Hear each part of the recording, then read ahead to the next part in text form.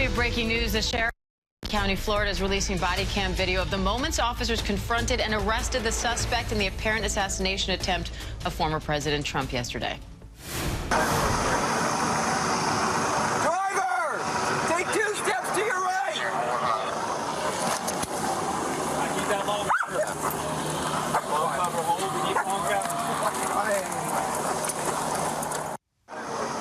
Let's bring in ABC News contributor, former FBI agent Brad Garrett for more. Brad, this, of course, came after the Secret Service says they spotted someone pointing a rifle at Trump Golf Course where the former president was golfing at the time. What stands out to you from this body cam video now of what they did when they finally found the suspect, the car they were looking for, and then managed to make this arrest? Okay, so they used a classic boxing the car in, where basically he had no choice because he had a car in the front, in the back, on the side, more or less.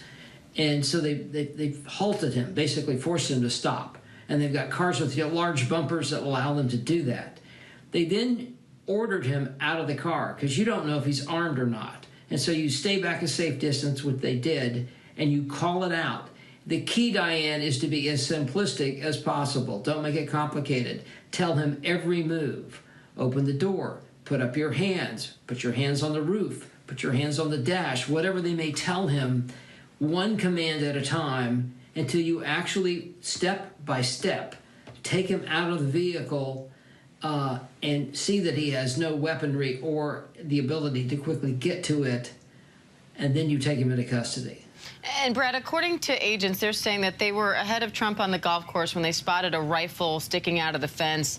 They opened fire. The suspect took off first on foot and then in a car.